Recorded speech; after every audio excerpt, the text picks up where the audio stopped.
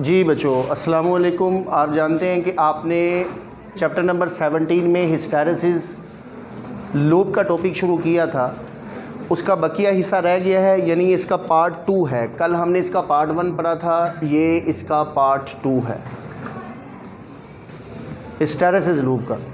आप जानते हैं कि हिस्टैरिसीस क्या है। हिस्टैरिसीस एक, अगर इसका मैं बेसिक हिस्सा दोबारा से रिपीट करूं तो हिस्टैरिसीस में आपने ये पढ़ा था कि फेरोमैग्नेटिक सब्सटेंसेस को इन्वेस्टिगेट करने के लिए हम एक छोटा सा टेस्ट करते हैं, एक छोटा सा एक्सपेरिमेंट करते हैं। उस एक्सपेरिमेंट का नाम होता है हिस्टैरिसीस। हम इसमें अपने फेरोमैग्नेटिक सब्सटेंस को पकड़ते हैं, उसे कंप्लीट अल्टरनेटिंग करंट के साइकिल में ना कंप्लीट उसे स्टडी करते हैं और एक डायग्राम बनाते हैं। वो डायग्राम इस तरह से हमारे सामने बनती है। इस डायग्राम का नाम होता है हिस्टैरिसीस लूप। तो कल हम इसको पढ़ चुके थे। हिस्टैरिसीस क्या होता है, रिटर्निटिविटी क्या होती है, कोर्सिविटी क्या होती है, हिस्टैरिसीस लूप की जो कर्व है वो उसमें से क्यों नहीं गुजरती, ओरिजिन में से क्यों नहीं गुजरती, ये कल हम इसके पार्ट 1 वाले लेक्चर में ये सारा कुछ पढ़ चुके हैं। आज लास्ट पर एक छोटा सा हिस्सा रह गया है, एरिया ऑफ लूप वाला। हाँ जी, एरिया ऑफ लूप क्या है, मैं ज़रा वीडियो को भी चेक कर लूँ।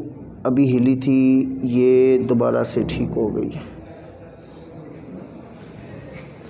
चलें, हाँ जी, एरिया ऑफ लूप क्या होता है बच्चों। ये आपके सामने जो हिस्टैरिसीस लूप बनता है ना, ये वाला कंप्लीट, इस लूप के अंदर कुछ ना कुछ एरिया तो आएगा ऐसे, ठीक है। आयरन के केस में हिस्टैरिसीस लूप स्मॉल होता है, एरिया कम होता है। स्टील के केस में हिस्टैरिसीस लूप के एरिया बड़ा होता है।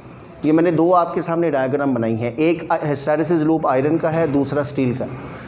आयरन असल में होता है soft magnetic material. Soft magnetic material के केस में पता क्या होता है, इजीली मैग्नेटाइजेशन होती है, इजीली डीमैग्नेटाइजेशन होती है।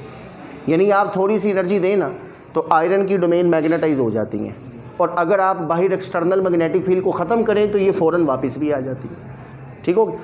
किसी भी हिस्टैरिसीस कर्व का जो एरिया होता है ना, हिस्टैरिसीस लूप का जो एरिया होता है, ये वाला, ये एरिया बेसिकली बच्चों रिप्रेजेंट करता है किसको, energy needed for magnetise and demagnetise the material in complete cycle. फिर से देखें, किसी भी फेरोमैग्नेटिक सब्सटेंस को पूरे एक साइकिल में, अल्टरनेटिंग करंट के पूरे साइकिल में मैग्नेटाइज करना है, डीमैग्नेटाइज करना है, कितनी एनर्जी लगेगी वो हमें एरिया ऑफ लूप बताएगा। देखो, अगर किसी का एरिया ऑफ लूप छोटा है, इसका मतलब क्या है, इसका मतलब ये है कि उसको मैग्नेटाइज और डीमैग्नेटाइज करने में एनर्जी कम लगेगी। मैग्नेटाइजेशन का मतलब क्या होता है, मैग्नेटाइजेशन का मतलब है डोमेन्स का तरतीब में आना, मटेरियल का मैग्नेटिक फील्ड शो करना। डीमैग्नेटाइजेशन का मतलब होता है डोमेन्स का डिसऑर्डर फॉर्म में होना, मटेरियल का मैग्नेटिक फील्ड शो ना होना। तो अगर एरिया ऑफ लूप बच्चों, अगर एरिया ऑफ लूप ज़्यादा होगा, इसका मतलब है कि उस मटेरियल को मैग्नेटाइज और डीमैग्नेटाइज करने में ज़्यादा एनर्जी लगेगी, यानी हार्ड मैग्नेटिक मटेरियल है जैसे स्टील। और अगर किसी का एरिया ऑफ लूप कम है, किसी का हिस्टैरिसीस लूप पतला है, छोटा है, बारीक है, इसका मतलब है कि इसको मैग्नेटाइज और डीमैग्नेटाइज करने में कम एनर्जी लगेगी। ये इजीली मैग्नेटाइज होगा, इजीली डीमैग्नेटाइज होगा। This is soft magnetic material जैसा कि आयरन। तो आयरन का एरिया ऑफ लूप स्मॉल होता है, कम होता है। स्टील का एरिया ऑफ लूप ज़्यादा होता है। तो what is area of loop?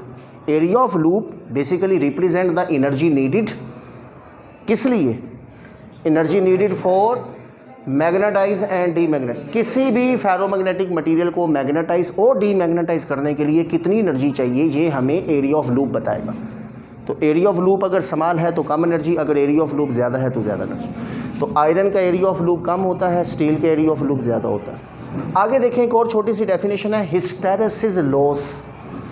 Hysteresis loss क्या होता है? देखो, मैंने आपको जब ये डेफिनेशंस पढ़ा रहा था ना, हार्ड और सॉफ्ट मैग्नेटिक मटेरियल की, उसमें मैंने आपको बताया था कि डोमेन्स में फ्रिक्शन होती है। बच्चों, फेरोमैग्नेटिक सब्सटेंसेस की जो डोमेन होती है ना, उस डोमेन में फ्रिक्शन होती है, इसे कहते हैं internal friction. Soft magnetic material में डोमेन्स की इंटरनल फ्रिक्शन कम होती है, कम। इसलिए तो थोड़ी सी एनर्जी दें तो इसकी डोमेन मैग्नेटाइज हो जाती है, हल्की सी एनर्जी दें, और एनर्जी अगर ख़त्म करें, मैग्नेटिक फील्ड ख़त्म करें तो डोमेन वापस भी आ जाती है। जब फ्रिक्शन कम हो, दुनिया में कोई एनर्जी, कोई वर्क डन अगर फ्रिक्शन के अगेंस्ट होगा तो उसका कुछ हिस्सा हीट में ज़ाया होगा।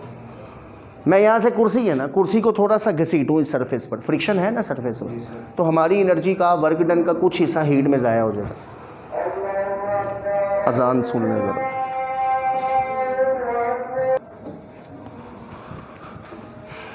जी बच्चों, तो हिस्टैरिसीस लॉस क्या है? किसी भी फेरोमैग्नेटिक सब्सटेंसेस को जब हम, ओए आप क्यों बोल रहे हो?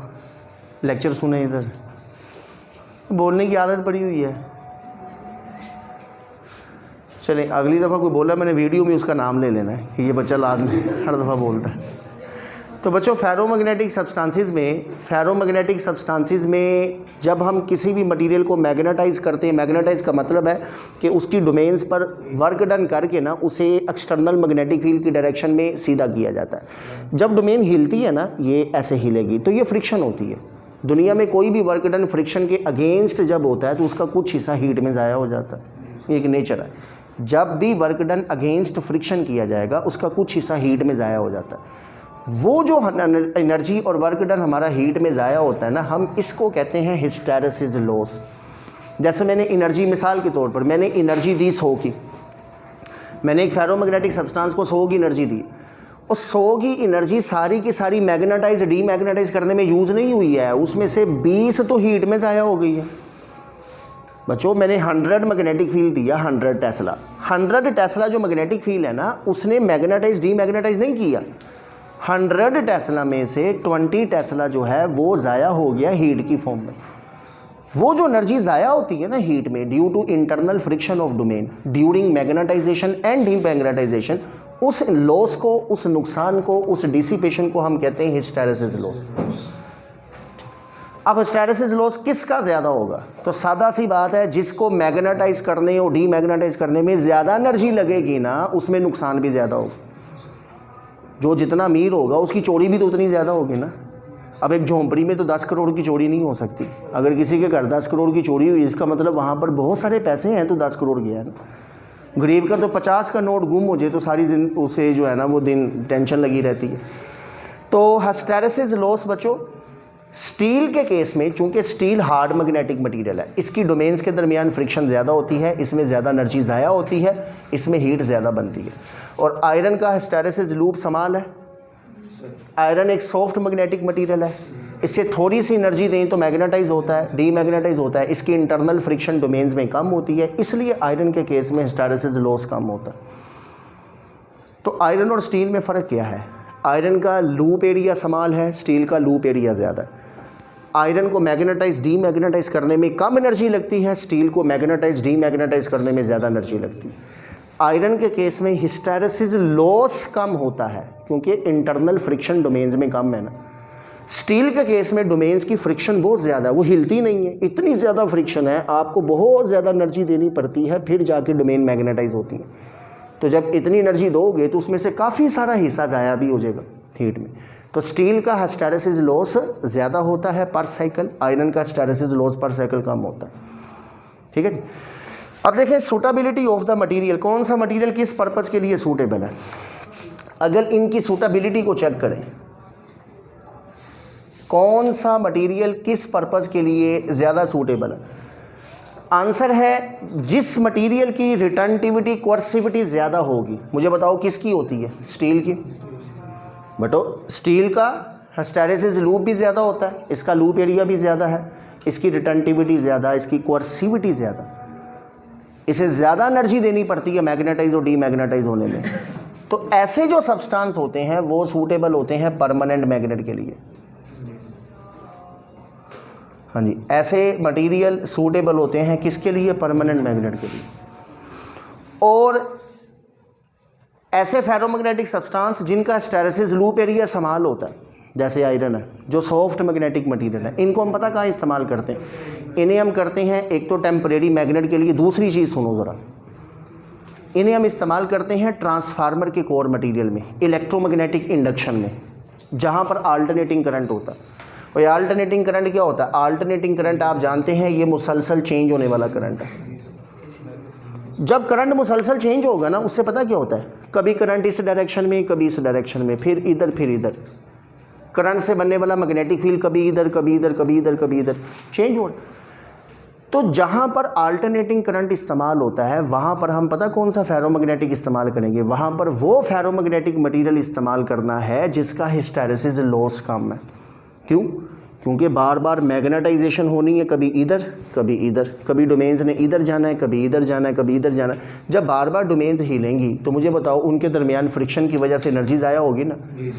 तो हमने वो मटेरियल इस्तेमाल करना है फेरोमैग्नेटिक जिसका हिस्टैरिसीस लॉस बहुत कम होता है।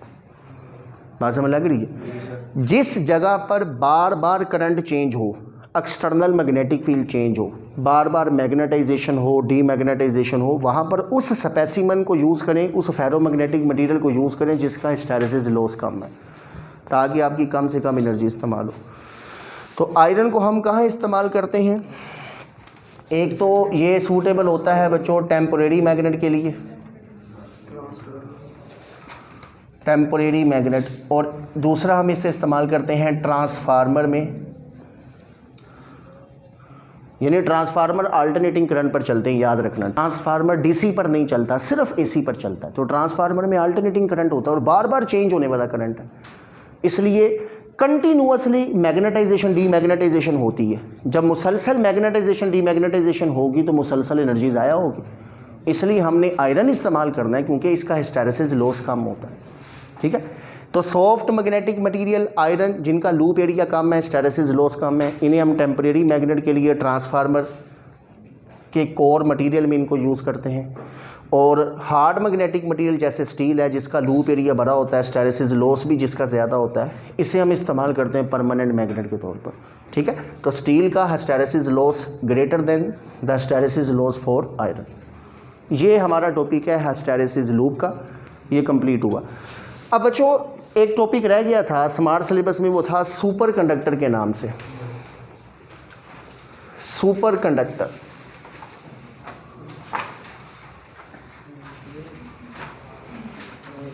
हाँ जी, सुपर कंडक्टर का एक टॉपिक था। ये एक शॉर्ट टॉपिक है, रीडिंग वाला टॉपिक है, इंफॉर्मेटिव टॉपिक है, जैसे इंफॉर्मेशन टाइप चीज़ें होती हैं ना, इस तरह का ये टॉपिक है। तो इसको एक दफ़ा बस गो थ्रू हम कर लेते हैं।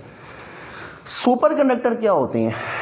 ऐसे सब्सटेंस जिनकी रेजिस्टिविटी ज़ीरो हो जाती है। कहाँ पर? बिलो अ सर्टेन टेम्परेचर, एक मखसूस टेम्परेचर से नीचे चले, below a certain temperature called critical temperature, उसका नाम होता है क्रिटिकल टेम्परेचर।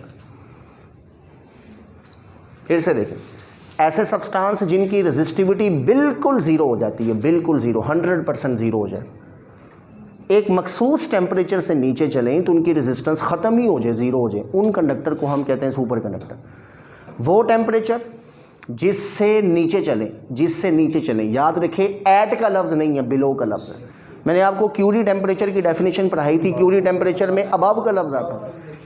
ये दो डेफिनेशन ऐसी हैं जिसमें एट का लफ्ज़ नहीं आता, एक में अबव आता है, एक में बिलो आता है। The temperature below which the resistivity of the material becomes zero, उन मटीरियल्स को सुपर कंडक्टर कहते हैं और उस टेम्परेचर को क्रिटिकल टेम्परेचर कहते हैं। ठीक है, तो क्रिटिकल टेम्परेचर में देखें, इसका ग्राफ अगर देखेंगे तो वाई एक्सिस के ऊपर रेजिस्टिविटी है, एक्स एक्सिस के ऊपर ये टेम्परेचर आ रहा है। आप जानते हैं कि resistance is directly proportional to temperature होती है बच्चों। रेजिस्टेंस या रेजिस्टिविटी दोनों टेम्परेचर के डायरेक्टली होती है।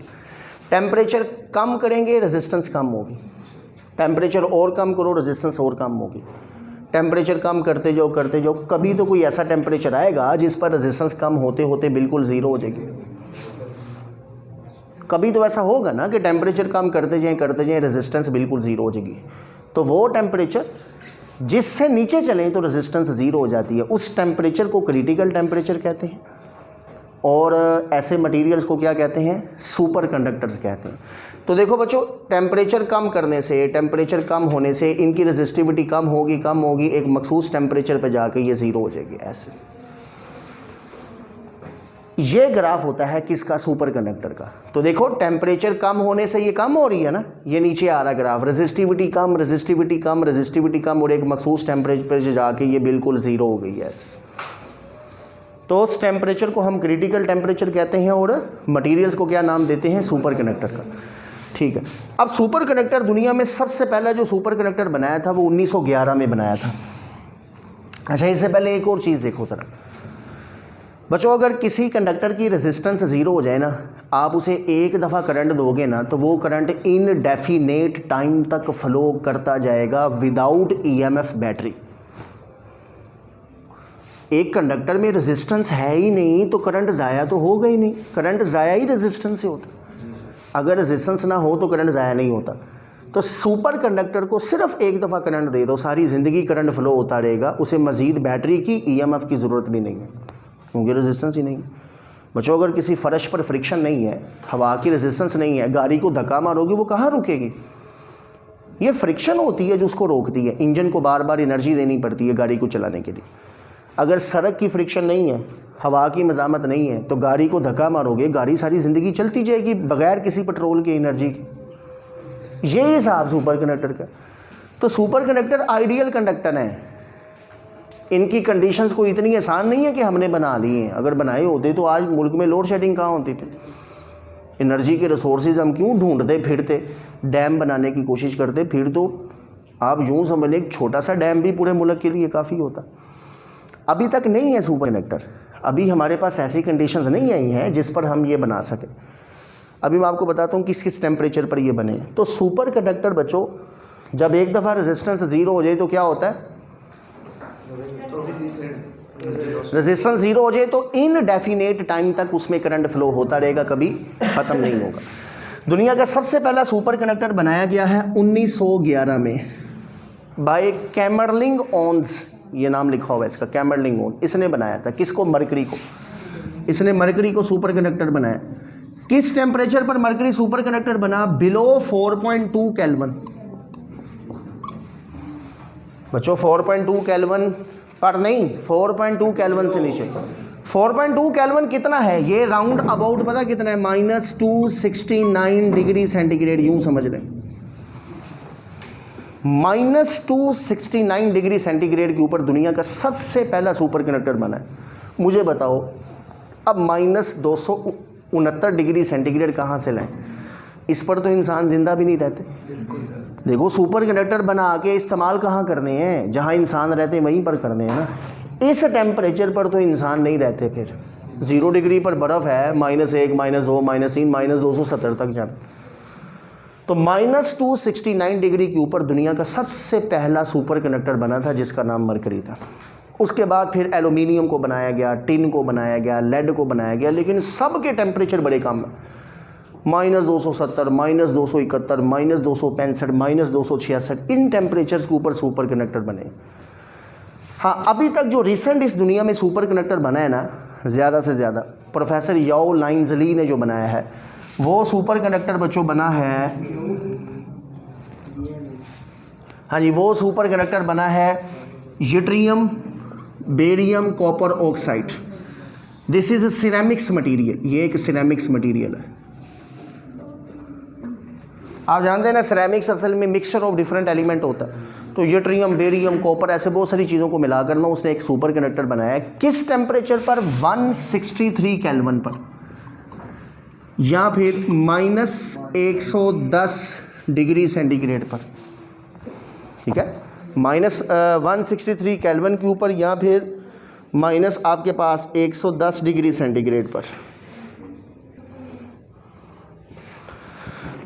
तो -110 डिग्री सेंटीग्रेड के ऊपर ये सुपर कंडक्टर बनाया गया अभी तक जो रिसेंट बना है। मुझे बताओ -110 का भी हमें कोई फ़ायदा है? अभी नहीं, क्योंकि इंसान अभी भी -110 पर नहीं रहते हैं। बच्चों सुपर कंडक्टर का फ़ायदा पता कब होगा? जब वो रूम टेम्परेचर पर बनेंगे, फिर एक रेवोल्यूशन होगा। हमने सुपर कंडक्टर की 2 कैटेगरीज बनाई हैं। ऐसे सुपर कंडक्टर जिनका क्रिटिकल टेम्परेचर 77 केल्विन से ऊपर हो, उन्हें कहते हैं high temperature super conductor. High temperature super conductor, ऐसे सुपर कंडक्टर जिनका क्रिटिकल टेम्परेचर 77 केल्विन से ऊपर हो, उनका नाम रख दिया हाई टेम्परेचर सुपर कंडक्टर। और ऐसे सुपर कंडक्टर जिनका क्रिटिकल टेम्परेचर 77 केल्विन से नीचे हो, हाँ, उनको कह दिया हमने लो टेम्परेचर सुपर कंडक्टर। ठीक है। 77 केल्विन है क्या? This is boiling point of liquid nitrogen.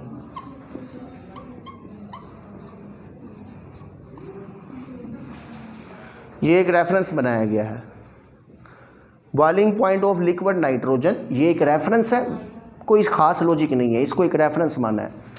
77 kelvin liquid nitrogen का बॉइलिंग पॉइंट है। इससे ऊपर जिनका क्रिटिकल टेम्परेचर होगा वो हाई टेम्परेचर सुपर कंडक्टर है, इससे नीचे जिनका होगा वो लो टेम्परेचर सुपर कंडक्टर है।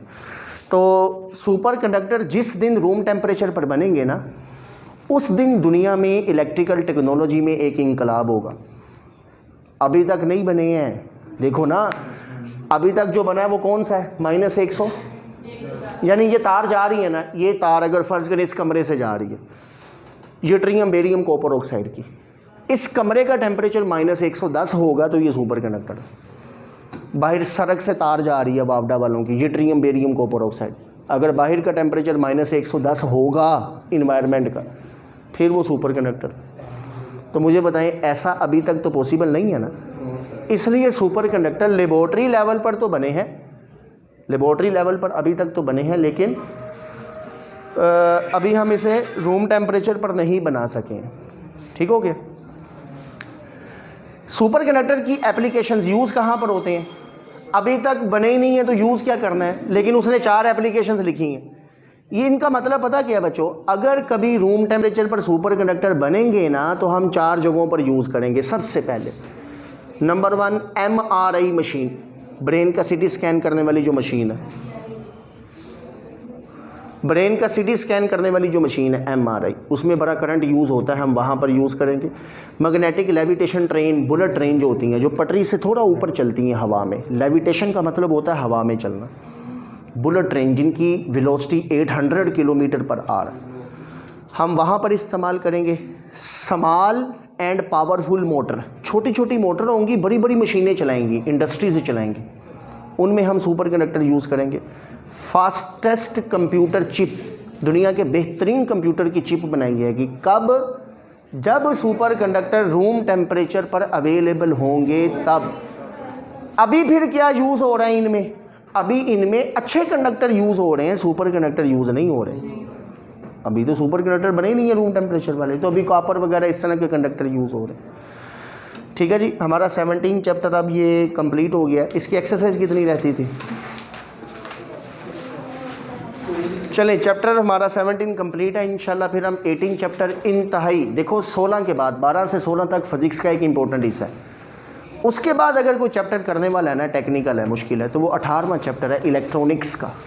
इंशाल्लाह हम उसकी पूरे चैप्टर को रिकॉर्ड करेंगे, आप जब मर्ज़ी उसको दोबारा रिवाइज़ कर सकते हो, सुन सकते हो। ये सारे लेक्चर्स आपको यूट्यूब चैनल पर अवेलेबल होंगे, मिल जाएंगे। हिस्टैरिसीस लूप का ये आपको इंशाल्लाह कल तक ये आपको यूट्यूब चैनल के ऊपर लेक्चर पूरा मिल जाएगा। और यूट्यूब चैनल का नाम क्या है? सादुल्ला फ़ारूकी। बस इतना ही है। शेयर कर दे।